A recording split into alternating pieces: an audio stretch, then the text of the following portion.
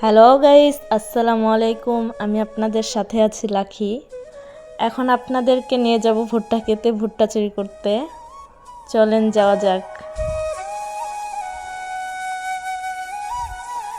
এখন দেখতেছি ওই দিক দিয়ে নামা যায় নাকি এদিক দিয়ে, তো ভাবলাম এদিক দিয়ে নামি, এদিক দিয়ে সহজ হবে, কিন্তু নামতে নামতে পড়ে যেতে নিয়েছিলাম।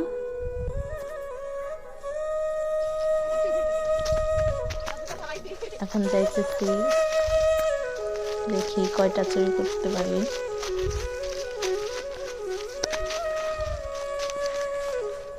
যাইতে যাইতে দেখি খেতে একটি লোক আছে, তাকে দেখে আবার ফিরে আসতে নিয়েছিলাম। মামা বলল সমস্যা নেই, ওই দিক থেকে নিয়ে আসেন যায়া। ওই যে লোকটা ভুট্টা গাছের মাথাগুলো কেটে নিতেছে। এখন তো যাইতেছি, অনেক ভয় লাগতেছে।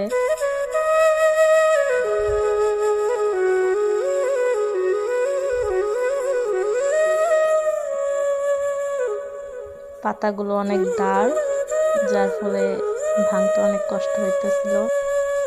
দেখি কে যেন ডাকতেছে, তাই একটু থেমে গেছিলাম। পরে মামা বলল তুলেন তাড়াতাড়ি। এখন বলতেছে আরেকটা তুলেন, আরেকটা তুলেন।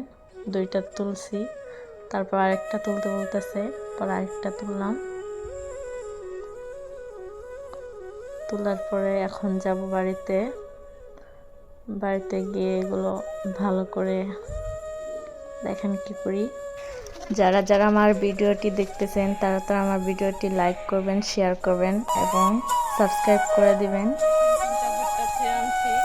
এখন অনেক ভয় লাগতেছে, কারণ অনেক ডেঞ্জারাস লুকের ভুট্টাকে, তবু আপনাদের দেখানোর জন্য অনেক কষ্ট করলাম। এখন এগুলো পুড়ে খাবো। আমি এবার ভুট্টাগুলো ছিলে নিব।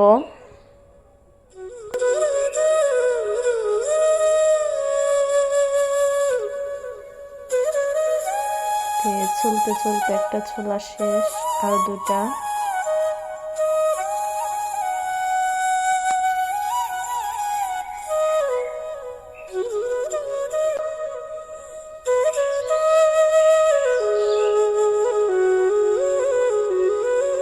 এবার আমি এগুলো রেখে দেখি কিভাবে ছোলা বানাতে হয়।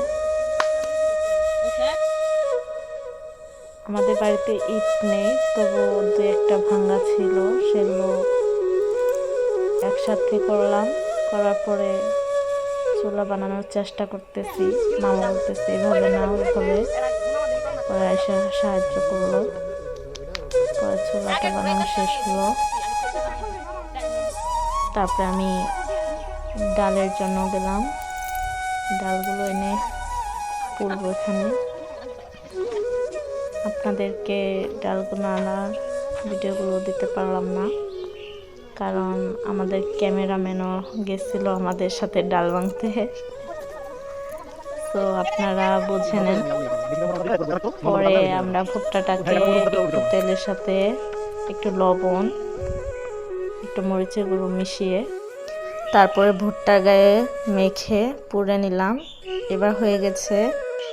এবার খাওয়ার জন্য উপর দিয়ে চাটনিটা দিয়ে নিলাম। তে মামা খেয়ে বলতেছে অনেক সুস্বাদু। আপনারা চাইলে চাটনি দিয়ে নিতে পারেন, না চাইলে নাই।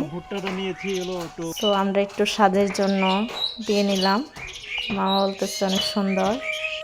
আপনারা সবাই ভালো থাকবেন। আল্লাহ হাফেজ।